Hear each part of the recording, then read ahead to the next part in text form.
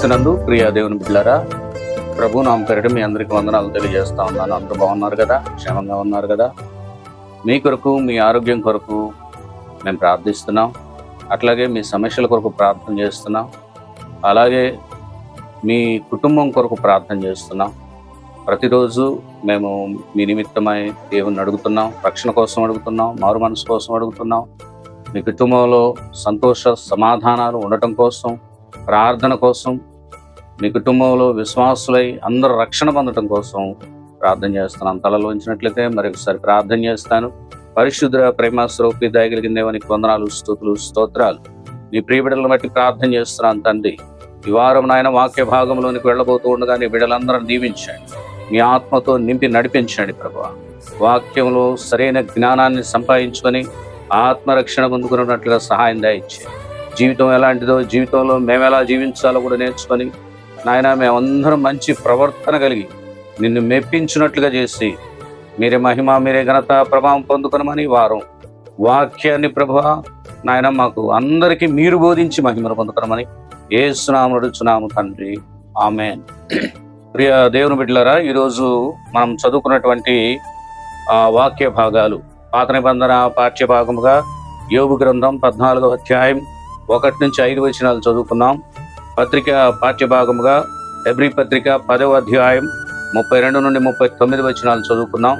అలాగే సువార్త పాఠ్య భాగముగా యోహాను సువార్త 5వ అధ్యాయం 19వ వచనం నుంచి 29 వరకు చదువుకున్నాం. ప్రియులారా, 2 పునరుద్ధానాల్లో నీ పునరుద్ధానం ఏది అనే అంశం కనపడుతుంది. మూలవాక్యానికి మనం వెళితే యోహాను సువార్త 5వ అధ్యాయం 29వ వచనంలో మేలు చేసిన వారు జీవం పునరుద్ధానమునకును, కీడు చేసిన వారు తీర్పు పునరుద్ధానమునకును బయటికి వచ్చెదరు. అంటే మరణం తర్వాత ఇది ఉంది అనేది మనకు అర్థమవుతుంది. ప్రియులారా, దేవుడు తన వాక్యం ద్వారా మనందరికి తెలియజేస్తా ఉన్నాడు.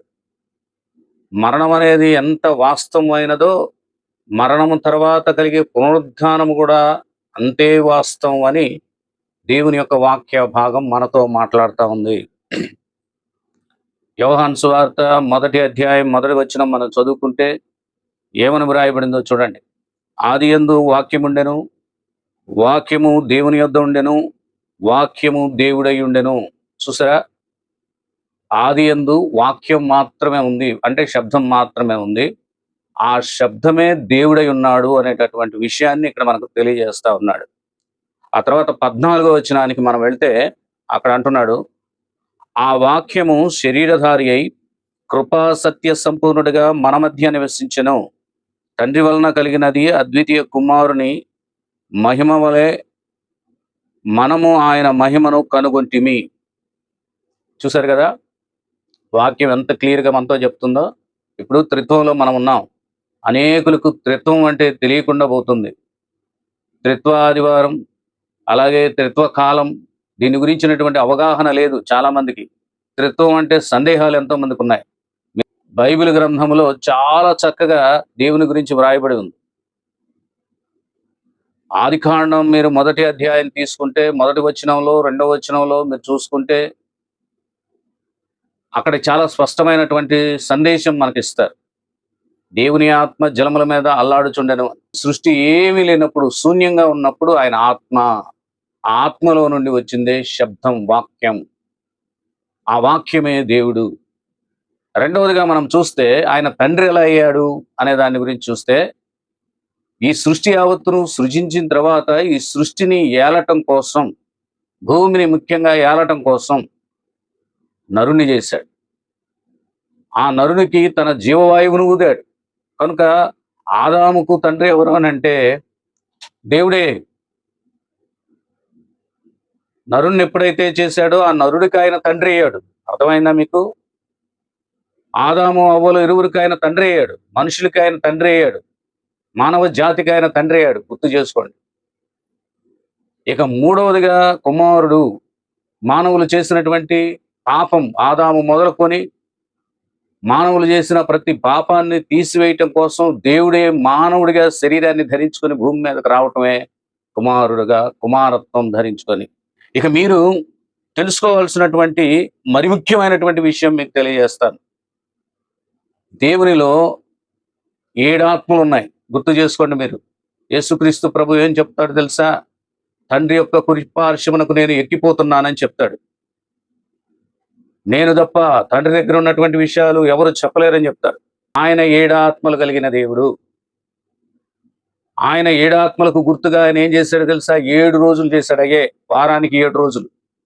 ఆయనలో ఉన్నటువంటి ఆత్మలు 7, మానవుల్లో ఉన్నటువంటి ఆత్మ 1.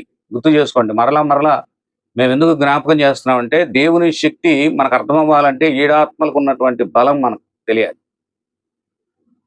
కనుక ఆయనకున్నటువంటి 7 ఆత్మలలో ఒక ఆత్మ, అంటే కుడి పార్శ్వమున ఉన్నటువంటి ఒక ఆత్మ మనుషుల కోసం, మనుషుల యొక్క పాపాలని తొలగించడం కోసం నరవతారిగా భూమి మీదకి వచ్చాడన్న సత్యం మీరు తెలుసుకోవాలి. అందుకని 6 ఆత్మలు పైనుంటే ఒక ఆత్మ భూమి మీదకి వస్తే ఆ ఆత్మ 6 ఆత్మలను ఉద్దేశించి సంబోధించి మాట్లాడిన తండ్రి అని యేసుక్రీస్తు ప్రభు చెప్తాడు. నేను తండ్రి యొక్క కుడిపార్శ్వమునకు ఎక్కిపోతున్నాను. ఇంకా ఆయన చెప్పినటువంటి మాట, నన్ను నమ్మిన వాడు తండ్రిని నమ్మినట్టే, నా యందు విశ్వాసం ఉంచిన వాడు తండ్రి యందు విశ్వాసం ఉంచినట్టే. కనుక నేనును తండ్రియు ఏకమై ఉన్నాము. ఈ భాష కూడా మీరు అర్థం చేసుకోండి, బైబిల్ గ్రంథంలో రాయబడింది.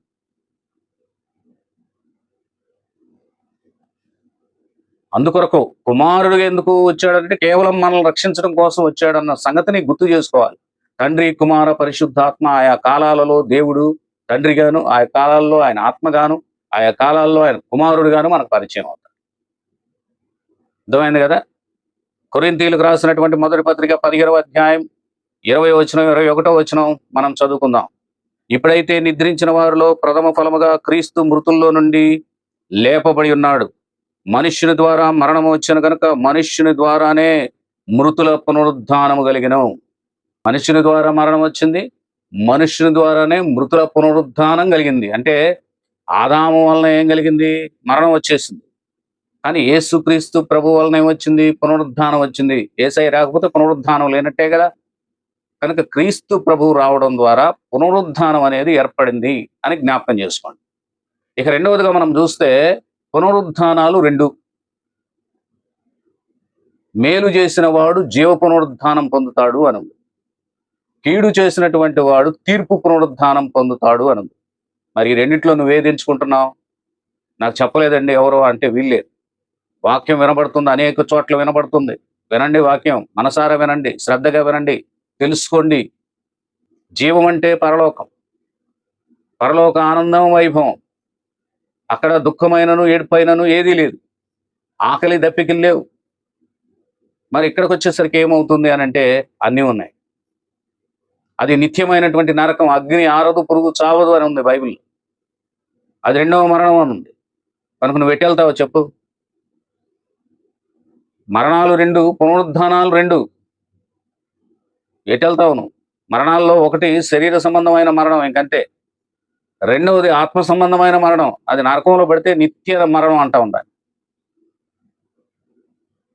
అట్లాగే మరి మొదటి మరణం శరీరమైన, రెండవ మరణం ఆత్మీయంగా మనం చచ్చిపోమంట, జీవిస్తాం, తండ్రితో జీవిస్తాం, పరలోకంలో ఉంటాం. ఈ శరీరంతో కాదు, మహిమా శరీరం. కనుక ఈ వచనాలను మీరు జ్ఞాపకం చేసుకోండి. ఇక వాక్య భాగంలోనికి మనం వెళితే యోబు గ్రంథం 14వ అధ్యాయం 1 నుంచి 5 వచనాల్లో శరీర మరణం అని ఉంది. గత వారం ఉన్న పాఠం, ఈరోజు మనం చదువుకున్నటువంటి పాఠాలు దగ్గర సంబంధం కలిగి ఉంటాయి. యోబు గ్రంథం 14వ అధ్యాయం 2వ వచనానికి వెళదాం. పువ్వు వికసించినట్లు వాడు పెరిగి వాడిపోవును, నీడ కనబడకపోవునట్లు వాడు నిలవక పారిపోవును. చూసారా? చదువుకున్నటువంటి వాక్య భాగంలో ఒక పుష్పాన్ని గురించి యోబు జ్ఞాపకం చేస్తున్నాడు. అది ఉదయం ఏం చేస్తుంది? అది పుష్పిస్తుంది. సాయంకాలానికి అది ఏమవుతుంది? వాడిపోతుంది. మానవ జీవితం కూడా ఇంతే కదా అన్నాడు. పుష్పం వలన ప్రయోజనాలు ఉన్నాయి, మానవుల వలన ప్రయోజనాలు ఉన్నాయా లేవా, ప్రయోజకుడిగా జీవించావా లేదా అని ప్రశ్నిస్తున్నట్టుగా మనకు కనపడుతుంది. ప్రియులారా, పుష్పం వలన ప్రయోజనాలు ఏంటి? అది మొగ్గై ఉన్నప్పుడు కొన్ని పురుగులు అక్కడ చేరతాయి, దానిలో ఉన్నటువంటి ఆ స్వీట్నెస్ని ఆస్వాదించడానికి. తర్వాత అది పువ్వు అయిన తర్వాత తేనెటీగలు వస్తాయి. దానిలో ఉన్నటువంటి ఆ మకరందాన్ని జుర్రుకోవటానికి, దాన్ని స్వీకరించడానికి వస్తాయి. అవి వెళ్ళిపోతాయి. ఇంకా ఆ పువ్వు దేనికి పనికొస్తుందంటే, అది దాన్ని కోసుకొని అందంగా ఉంటుంది ఆ పువ్వు. అది కోసుకోవటానికి అంటే మనం తీసుకొని ఆనందించడానికి ఉపయోగపడుతుంది. ఇంకా దాని వలన ప్రయోజనం, ఒకవేళ నువ్వు కోయకపోతే దాని వలన ప్రయోజనం, అది వాడిపోయిన ఔషధానికి పనికొస్తుంది. అర్థమైంది? ఇన్ని ప్రయోజనాలు ఉన్నాయి. అది వాడిపోయిన తర్వాత కూడా ప్రయోజనం ఉంది. మనుషులారా, దేవుని యొక్క జీవం పొందుకున్నటువంటి మీ వలన ఇతర మనుషులకి ఈ ప్రకృతికి ఏమైనా లాభం చేకూరిందా? నీ ద్వారా ఇతర మనుషులు కష్టపడుతున్నారా, సంతోషిస్తున్నారా? ఆలోచించి. జీవితం అనేది చాలా విలువైంది. కనుక విలువగా జీవించడానికి ప్రయత్నం చేయగాని ఇతరులను బాధ పెట్టే రీతిలో ఉండొద్దు. ఇప్పుడు ఏ వస్తువైనా ఒకరికి ఉపయోగపడుతుంది. మరి మన వలన ఉపయోగం ఏంటి ప్రజలకి, ఇతరులకు ఉపయోగం ఏంటో ఒకసారి ఆలోచన చేసుకొని ఉపయోగకరంగా జీవించండి. అందుకని బైబిల్ ఏమన్నాడంటే, మేలు చేస్తూ జీవించు, కీడు చేస్తూ మీరు జీవించొద్దు, అలాగూ మీరు జీవించండి అని చెప్పాడు. ప్రసంగి గ్రంథం 3వ అధ్యాయం 19వ వచనం 20వ వచనం చదువుతా. నరులకు సంభవించినది ఏదో అదే మృగములకు సంభవించును, వారికిని వాటికిని కలుగు గతి ఒక్కటే. నరులు చచ్చునట్లు మృగములను చచ్చును, సకల జీవులకు ఒక్కటే ప్రాణము. మృగముల కంటే నరులకేమీ ఎక్కువ లేదు, సమస్తమును వ్యర్థము. సమస్తము ఒక్క స్థలమునకే పోవును, సమస్తము మంటి నుండి పుట్టెను, సమస్తము మంటికే తిరిగిపోవును. ప్రసంగి చెప్పాడు. అయా, మనం ఒక్కడమే కాదు, మనతో పాటు ఉన్నటువంటి జీవరాశులు కూడా మట్టి నుండి తీయబడ్డాయి, అవి కూడా మట్టిలోకి వెళ్ళిపోతాయి. మన శరీరం కూడా మట్టిలోకి వెళ్ళిపోతుంది. ఇంకేంటయ్యా, నేను అది సంపాదించాను, ఇది సంపాదించాను, ఇది సంపాదించాను, ఏ సంపాదించినా ప్రయోజనం ఏముంటుంది? మనతో పాటు ఉన్నటువంటి జీవులు కూడా ఏదో సంపాదించిన, వాటికి పట్టుకుట్టు కోసం ఉదయం నుంచి సాయంత్రం దాకా ప్రయాసపడుతూనే ఉంటాయి. నువ్వు నేను అంతే ప్రయాసపడుతున్నావు. కనుక సమస్తము మంటిపాలే, సమస్తము వ్యర్థమే. మరి మిగిలేది ఏంటి అంటే మంచి చేయటం ప్రారంభించు అంటాడు. ఏం మిగలవు మనకి? మంచి చేయటం ప్రారంభిస్తే అది మనకు మిగులుతుంది అని చెప్పాడు. సరే, తర్వాత ఇంకా ఏం చెప్తాడో చూద్దాం రండి. ప్రసంగి గ్రంథం 3వ అధ్యాయం 21, 22 వచనాల్లో ఇలాగని అంటున్నాడు. నరుల ఆత్మ పరమునకు ఎక్కిపోవునో లేదో, మృగముల ప్రాణము భూమికి దిగిపోవునో లేదో ఎవరికి తెలియను. దేవుడు చెప్తేనే తెలిసేది మనకి. నరుని ఆత్మ పరలోకానికి వెళ్ళే విషయం కానీ, అలాగే భూమి మీద ఉన్నటువంటి జంతువుల యొక్క ప్రాణం, జీవరాశుల ప్రాణం మరి భూమిలోనికి దిగిపోవటం కానీ, దాని సంగతి చెప్పాలంటే దేవుడే చెప్పాలంటున్నాడు. కాగా తమకు తర్వాత జరుగుదానిని చూచుటకై నరుని తిరిగి లేపుకొని పోయేవాడెవడను లేకపోవుట నేను చూడగా, వారు తమ క్రియలయందు సంతోషించుట కంటే వారికి మరి ఏ మేలును లేదను సంగతి నేను తెలుసుకొంటిని. ఇదే వారి భాగం. ఏమి మిగలవయ్యా? ఒకవేళ తమ క్రియలు మంచివైతే సంతోషిస్తారు, అంతే. దానికోసం మీరు ప్రయాసపడండి అని అక్కడ చెప్పడం జరిగింది. పిల్లలు, అసలు మనం ఏం చేస్తున్నాము, ఏం చెబుతున్నాము అని అజ్ఞానులుగా ఉండగా జ్ఞానులుగా ఉండి ప్రవర్తించి ముందుకు వెళదాం. యోబు గ్రంథం 14వ అధ్యాయం 1, 3 వచనాలు చదువుతాం. స్త్రీ కరిన నరుడు కొద్ది దినముల వాడై మిక్కిలి బాధనందును, అటివాని మీద నీవు కనుదృష్టి ఉంచున్నావు. తీర్పు నొందుటకై నన్ను నీ ఎదుటికి రప్పించి ఉన్నావు. ఖచ్చితంగా దేవుని యొక్క కనుదృష్టి ఎవరి మీద ఉంది? మన మీద ఉంది. దేవుడు మనల్ని ఒట్టిగా వదిలిపెట్టకుండా తీర్పులోనికి తీసుకొస్తున్నాడు. తీర్పు అనేది, జడ్జిమెంట్ అనేది ఉంది. 4వ వచనం 5వ వచనం కూడా చదువుదాం. పాప సహుతినిలో నుండి పాప రహితుడు పుట్టగలిగిన ఎంత మేలు, అలాగున ఎవడు పుట్టనేరడు. యేసుక్రీస్తు ప్రభుని గురించి చెప్పాడు. ఆయన ఒక్కడే మన పాపాలను తొలగించేది. ఆయన పుడితే ఖచ్చితంగా మన పాపాలకు క్షమాపణ కలిగి చేసినటువంటి పాపాలన్నీ తొలగించబడి మరలా పరిశుద్ధమైనటువంటి బ్రతికి దేవుని దగ్గరికి చేరతాం. మరణం అవటం ఖాయమే, కానీ మహిమా శరీరంతో ఆయన సన్నిధికి చేరాలంటే ఆయన రావాల్సిందే, ఆయన త్యాగం చేయాల్సిందే. మన పాపాలను బట్టి మనం ఏమి చేసినా పరలోకానికి ఎక్కిపోలేమని యోబు గారు అక్కడ చెప్తున్నాడు. తర్వాత, నరుల ఆయుష్కాలము పరిమితి గలది, వారి నెలల సంఖ్య నీకు తెలిసే ఉన్నది. మించజాలని వయపరిమాణము నీవు వారికి నియమించి ఉన్నావు. మన ఆయుష్కాలం ఎంత అండి? పరిమితి గల, చాలా చిన్నది. నెలల సంఖ్య మనకు తెలియదు, దేవునికి తెలుసు. నెలల సంఖ్య ఎన్ని నెలలు మనం బ్రతుకుతాం, ఎన్ని సంవత్సరాలు మనం బ్రతుకుతాం అనేది దేవునికి తెలుసు. మనకు అసలు అయితే తెలియదండి. ఏ రోజు ఏమి సంభవించినో మనకు తెలియదు. అందుకని దేవుణ్ణి కలిగి మనం కాస్త మంచి పనులు చేస్తూ జీవించడమే మనకు కావాల్సింది, మనం కోరుకోవాల్సింది, మనం సంపాదించాల్సింది. 139వ సంకీర్తన 16వ వచనం మనం చూద్దాం. నేను పిండమునై ఉండగా నీ కన్నులు నన్ను చూచెను, నియమింపబడిన దినముల్లో ఒకటైనా కాకమునిపే నా దినములన్నీయు నీ గ్రంథములో లిఖితములాయెను. మనం పుట్టక ముందే, మనం తల్లి గర్భంలో పిండంగా ఉన్నప్పుడే ఏమైపోయినాయి అంటే దేవుడు లెక్కేసేసాడు. మన బ్రతుకు కాలాన్ని లెక్కేసాడండి. పిండంగా ఉండగానే. మీకు గతంలో ఒకసారి చెప్పాను. ఏమని చెప్పానంటే, తల్లికి శరీరాన్ని సృష్టించేటటువంటి శక్తి గర్భంలో దేవుడు పెట్టాడు. తల్లికి ప్రాణాన్ని కూడా ఇవ్వగలిగినటువంటి శక్తి గర్భంలో పెట్టాడని మీకు చెప్పాను. ప్రాణాన్ని, శరీరాన్ని, ప్రాణాన్ని రెండింటినీ కూడా సిద్ధం చేయగలదు తల్లి గర్భం అంత శక్తి కలిగింది, దేవుడు ఏర్పాటు చేసింది. కానీ దేవుడు ఒక ఆత్మను పంపాలి గర్భంలోనికి. అప్పుడే అతను మనిషి అవుతాడు. అర్థమైందా? మనిషిగా రూపొందించబడటమే కాదు, అతనిలోనికి ఆత్మ రావాలి. అది స్పెషల్ మనకి. గతంలో చెప్పాను, ఆకాశ పక్షులు, అలాగే భూజంతువులు, జీవరాశులన్నిటికీ కూడా శరీరము, ప్రాణము రెండింటినీ తయారు చేయగలిగిన శక్తి ఇచ్చాడు దేవుడు. కానీ ఆత్మను కూడా ధరింపజేసుకునే శక్తి ఒక మానవుడికే ఇచ్చాడు. అందుకని మానవుడు ప్రత్యేకమైన వాడు. మరలా చెప్తున్నా మీకు. కానీ మనం ప్రత్యేకంగానే ఉండాలి. మనం పశువులు లాగుంటే ఎట్లా? మనకు ఒక ప్రత్యేకత దేవుడు ఇచ్చినప్పుడు అట్టి జ్ఞానంతో మనం నడవాలి. కానీ అజ్ఞానులవై, పశువుల కంటే కూడా వాటికున్న జ్ఞాన సంపద కంటే కూడా మరీ అజ్ఞానంతో మనం జీవించడం తప్పు కాదా? ఆలోచన చేయండి. నేను మనిషినా పశువునా అని కూడా ఆలోచన చేసుకోవాలి మనం. కనుక మన జ్ఞానం గొప్పది. మన జ్ఞానం గొప్పది. ప్రపంచంలో, ఈ సృష్టిలో, ఈ విశ్వంలో జీవరాశులన్నిటికంటే గొప్ప జ్ఞాని మానవుడు. ఎందుకంటే మానవుడు జ్ఞానహీనుడిగా ప్రవర్తించడానికి వీల్లేదు. అర్థమైంది కదా? రెండవదిగా ఇక మనం చూస్తే, ఆత్మకు జీవం. ఆత్మకు జీవం పోసేది ఎవరండి? దేవుడే. ఆయన ఇకపోతే జీవం మనకెక్కడది? యోహాను సువార్త 5వ అధ్యాయం 21వ వచనానికి వెళదాం. తండ్రి మృతులను ఎలాగూ లేపి బ్రతికించునో, అలాగే కుమారుడును తండ్రికి ఇష్టము వచ్చిన వారిని బ్రతికించును. తండ్రి కుమారుల ఏకత్వాన్ని గురించి చెప్పాడండి. మేము ఒకటే, మేమిద్దరం ఒకటే. తండ్రి వేరు, కుమారుడు వేరుగా, మేమిద్దరం ఒకటే.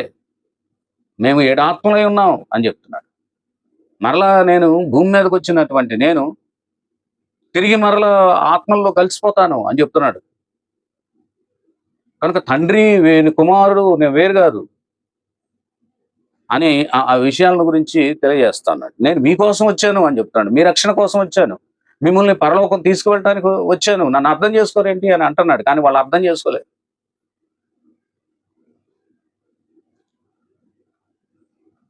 ఇక్కడ తండ్రి మృతులను ఎలాగూ లేపి బ్రతికించునో అంటే, ఈ చనిపోయినటువంటి వాళ్ళందరూ కూడా తిరిగి లేస్తారంటున్నాడు.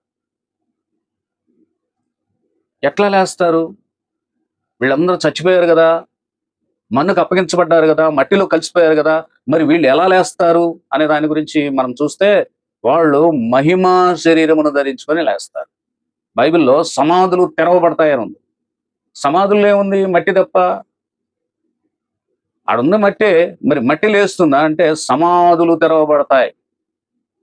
అసలు ఇంకెందుకు సమాధి తప్పనేంటి? సమాధి తెరవబట్టం ఎందుకు? యేసుక్రీస్తు ప్రభు తండ్రి నా ఆత్మను అప్పగించుకొనిచున్నానని సిలువలో ఆత్మను అప్పగించుకున్న తర్వాత భూమి కంపించింది అని, అలాగే భూమి బద్దలైందని, సమాధుల్లో నిద్రిస్తున్న వారు పైకి లేచి పరిశుద్ధులు నడిచారని, యెరూషలేము పట్టణంలో వారు అలా నడుచుకుంటూ వెళ్ళారని చెప్పారు. ఇదేంటి? అవును ప్రియులారా. ఇప్పుడు చనిపోయిన వారందరూ ఉన్నటువంటి స్థలం ఏది అని మనం ఆలోచన చేస్తే వాళ్ళంతా మృతుల లోకంలో రెస్ట్ హౌస్‌లో రెస్ట్ తీసుకుంటారు. కడభోరం మోగినప్పుడు దేవుడు హ్మ్.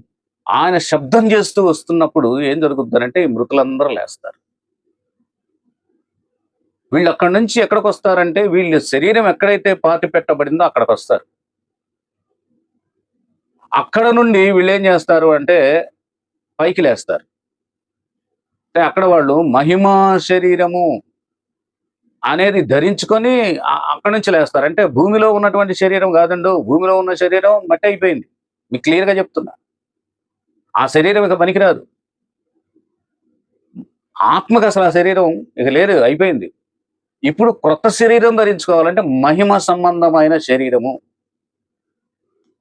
దీనికి రక్తం ఉండదని, మాంసం ఉండదని గత వారం చెప్పుకున్నాను.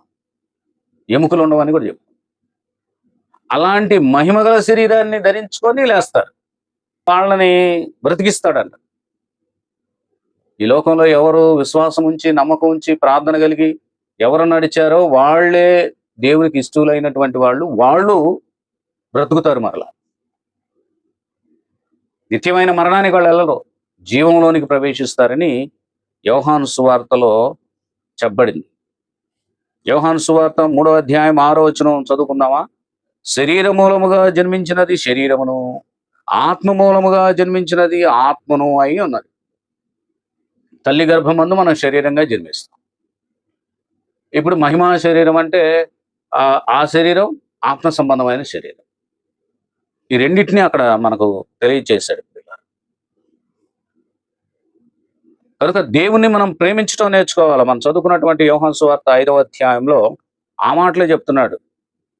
మీరు గొప్ప కార్యాలు చూస్తారు, మీరు గొప్ప కార్యాలు చేస్తారు నా శిష్యులైనటువంటి మీరు అని యేసుక్రీస్తు ప్రభు వారికి బోధించినట్లుగా చెప్తున్నాడు. నేను తండ్రి వేరు వేరు కాదు, ఒకటేననే విషయాన్ని కూడా అక్కడ చెప్తాడు. తండ్రి ఎవరికి తీర్పు తీర్చడు కానీ నేను తీర్పు తీరుస్తానని కూడా చెప్తాడు. ఇంకా తండ్రిని గనపరచునట్లుగా నన్ను గనపరచండి. నమ్మమంటాడండి, ఇక్కడ ఏమి లేదు. సర్వాధికారం నాకు ఇవ్వబడిందని నమ్మండి. అంటే అర్థం చేసుకోవటంలో మనం పొరపాటు పడుతున్నామని అర్థం అవుతుంది. ఆయన ఒక్కడే, ఆ ఒక్కడే నేను కుమారునిగా నేనే కుమారునిగా వచ్చానని మీరు అర్థం చేసుకోరే ఇన్ని చెప్పినప్పటికీ కూడా అంటాడు. ఇకపోతే 24, 25 వచనాలు చదువుకున్నారు. నా మాట విని నన్ను పంపిన వాని యందు విశ్వాసం ఉంచువాడు నిత్య జీవం గలవాడు. వాడు తీర్పులోనికి రాక మరణంలో నుండి జీవంలోనికి దాటి ఉన్నాడని మీతో నిశ్చయముగా చెప్తున్నాను. దేవుని మాట అంటే వాడు మరణంలోనికి రాడు, జీవంలోనికి వెళ్తాడట. మృతులు దేవుని కుమారుని శబ్దం విను గడియ వచ్చుతున్నది, ఇప్పుడే వచ్చి ఉన్నది, దానిని వినువారు జీవింతురని మీతో నిశ్చయముగా చెప్పుచున్నాను. చూసారా, యేసుక్రీస్తు ప్రభు ఎంత చక్కని మాటలు మనకి ఇక్కడ తెలియజేస్తున్నాడు. తర్వాత అంటున్నాడు రండి 28వ వచనంలో, దీనికి ఆశ్చర్యపడకుడి, ఒక కాలం వచ్చున్నది, ఆ కాలమున సమాధుల్లోనున్న వారందరూ ఆయన శబ్దం విని మేలు చేసిన వారు జీవ పునరుద్ధానమునకు, కీడు చేసిన వారు తీర్పు పునరుద్ధానమునకు బయటకు వస్తారని చెప్పారు. అదే కదా మన అంశం ఈరోజు, మన మూలవాక్యం కూడా. కనుక నువ్వు మేలు చేస్తావు, కీడు చేస్తావు, రెండిటి మీదే ఉంది నీ ప్రయాణం.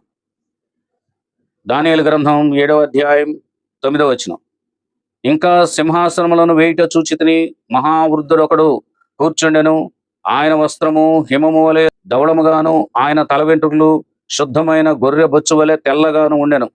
ఆయన సింహాసనము అగ్ని జ్వాలల వలె మండుచుండెను, దాని చక్రములో అగ్ని వలె ఉండెను. 10వ వచనం,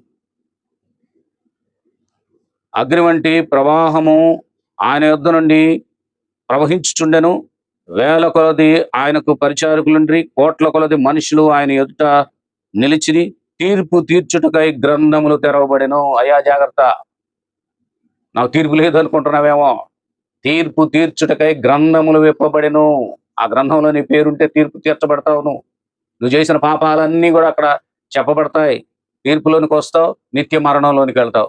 కనుక అయ్యా జాగ్రత్త. మీకు మరి ఇంత బ్రతిమలాడి చెప్తున్నాం, కాపాడుకుందాం మన ఆత్మనయ్యా. అప్పుడు ఆడవద్దు, దిగులు పడొద్దు, కాపాడుకుందాం మన ఆత్మ. రండి దానియేలు గ్రంథం, దానియేలు దర్శనం చూసి చెప్తున్నాడు అన్నమాట. 12వ అధ్యాయం 2-3 వచనాలు. మరియు సమాధులలో నిద్రించు అనేకులు మేలుకొనెదరు, కొందరు జీవము అనుభవించుటకును, కొందరు నిందల పాలొగుటకును, నిత్యముగా హేయులొగుటకును మేలుకొందురు. చూసారా? నిందల పాలవటానికి, హేయులొగటానికి కొంతమంది మేల్కొంటారంట. బుద్ధిమంతులైతే ఆకాశ మండలంలోని జ్యోతులను పోలిన వారే ప్రకాశింతురు. నీతి మార్గమును అనుసరించి నడుచుకున్నట్లు ఎవరు అనేకులను త్రిప్పుదురో వారు నక్షత్రముల వలె నిరంతరము ప్రకాశించెదరు. నిన్న గొప్ప నక్షత్రంగా, నిజమైనటువంటి నక్షత్రంగా దేవుడు నిన్ను నిలవబెడుతున్నాడు. నీలో నుండి వెలుగు పుట్టిస్తానంటున్నాడు. మరి అట్లాగా నువ్వు ఉంటావా? నువ్వు నీతి కలిగిన వాడివైతే, మంచి క్రియ కలిగిన వాడైతే నువ్వు కూడా నక్షత్రం లాగుంటావు, స్వయంగా ప్రకాశిస్తావు. ఆ స్థితి నీకు కావాలంటే నువ్వు ప్రయత్నం చేసి చూడు, నీ పాపాన్ని విడిచిపెట్టు. ఇంకా ప్రకటన గ్రంథం మనం వెళ్తే 1వ అధ్యాయం 14-15 వచనాలు. ఆయన తలయు తల వెంట్రుకలను తెల్లని ఉన్నిని పోలినవై హిమమంత ధవళముగా ఉండెను. ఆయన నేత్రంలో అగ్ని జ్వాలల వలె ఉండెను. ఆయన పాదములు కొలువిలో పొట్టం వేయబడి మెరయుచున్న అపరంజితో సమానమై ఉండెను. ఆయన కంఠస్వరము విస్తార జల ప్రవాహముల ధ్వని వలె ఉండెను.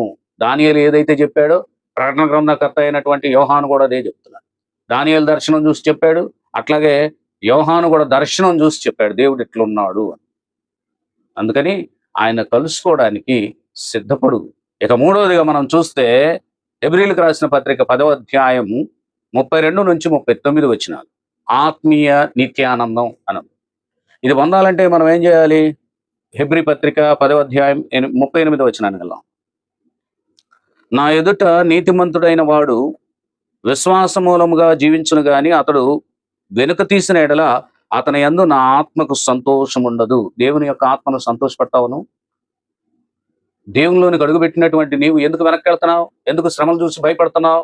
అనారోగ్యానికి భయపడుతున్నావు? ఎందుకు శోధనకు భయపడుతున్నావు? ఎందుకు ఆర్థిక ఇబ్బందులకు భయపడుతున్నావు? నువ్వు జయించు. ఇవి తాత్కాలికమైనవి, శాశ్వతమైనటువంటి వాటి కోసం పోరాడు, గెలువు. అందుకని దేవుని యొక్క ఆత్మను సంతోషపెట్టేవాడివిగానే ఉండాలి, కానీ దేవుని యొక్క ఆత్మను దుఃఖ పెట్టేవాడివిగానే ఉండకూడదని హెబ్రీయులకు రాసినటువంటి పత్రికలో చెప్తున్నాడు, పౌలు చెప్తున్నటువంటి మాట. రండి, హెబ్రీయులకు రాసిన పత్రిక 10వ అధ్యాయం 39 కూడా చదువుదాం. అయితే మనము నశించుటకు వెనుక తీయువారము కాము గాని ఆత్మను రక్షించుకున్నటకు విశ్వాసము కలిగిన వారమై ఉన్నాము. వెనక్కెళ్ళం, మనం ముందుకే వెళతాం, మన ఆత్మను రక్షించుకుంటాం, మన విశ్వాసాన్ని కాపాడుకుంటాం, దేవుని సన్నిధిలో ఉంటాం, ఆనందిస్తాం అని చెప్తున్నాడు. కనుక అట్టి ఆనంద వైభవాన్ని మనం పొందటానికి ప్రయత్నించాలి. తర్వాత 32-33 వచనాలు చూద్దామండి. అయితే మీరు వెలిగింపబడిన మీదట శ్రమలతో కూడిన గొప్ప పోరాటము సహించిన పూర్వదినములు జ్ఞాపకం చేసుకున్నది. ఒక విధముగా చూచితే మీరు నిందలు బాధలను అనుభవించుట చేత 10 మందిలో ఆరడి పడితిరి. మరి ఒక విధముగా చూచితే వాటిని అనుభవించిన వారితో పాలివారైతిరి. చూసారు, ఇక్కడ ఏం చెప్తున్నాడంటే, మీరు శ్రమలను ఎదుర్కోవటానికి సిద్ధమయ్యారు, మంచి పోరాటం పోరాడారు, నిందలు బాధలు కూడా అనుభవించారు. కనుక మీరు అనుభవించిన ఈ నిందలు, ఈ బాధలను బట్టి తప్పకుండా పరలోకంలో మీకు సంతోషం దక్కుతుంది అని పౌలు చెప్తున్నాడు.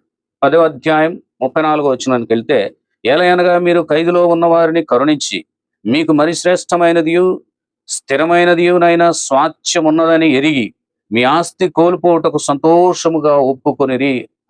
ఖైదు చేయబడినటువంటి విశ్వాసులు, వారు దేవుని నిమిత్తమే ఖైదీలుగా ఎంచబడి ఖైదులో ఉంటే వారి కోసం మీరు మీ ఆస్తులను కూడా తెగనమ్మి వాళ్ళకు సేవ చేశారు. నిజంగా మీ సేవ గుర్తించబడుతుంది. దీన్ని బట్టి పరలోకంలో మీకు ఆనందం కలుగుతుందని చెప్తున్నాడు.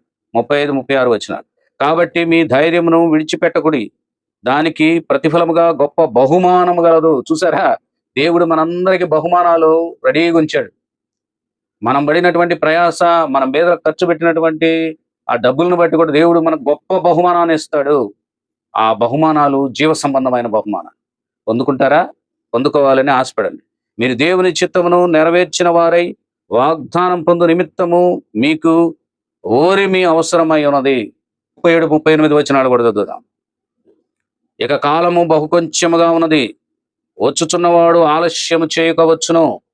నా ఎదుట నీతిమంతుడైన వాడు విశ్వాస మూలముగా జీవించును గాని అతడు వెనుతీసిన ఎడల అతని యందు నా ఆత్మకు సంతోషం ఉండదు. దేవుడు చెప్పినటువంటి మాట. అస్సలు వెనకబోవద్దు, ముందడిగే వేయండి, నాకు సంతోషం కలుగు.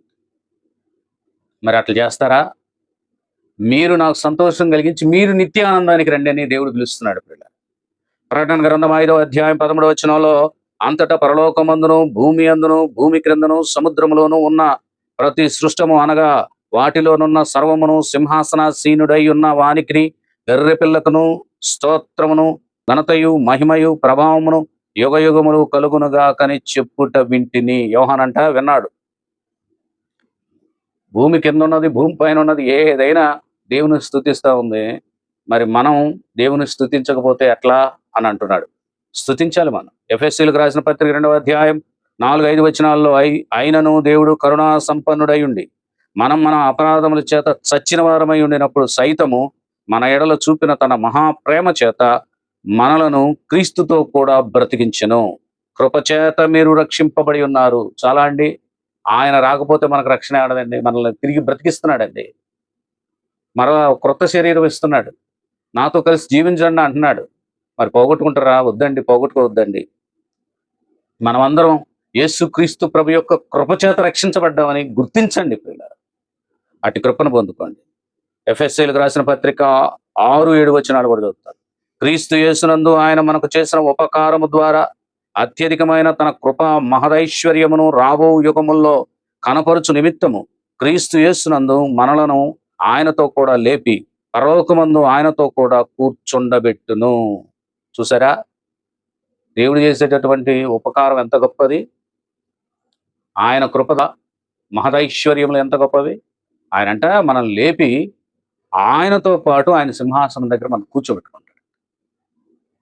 ఏమండి, అస్సలు ఇది మిస్ అవుతావు నువ్వు? చెప్, మిస్ అవుతావా? అందుకని నువ్వు జీవ పునరుద్ధానంలోనికి రావాలి.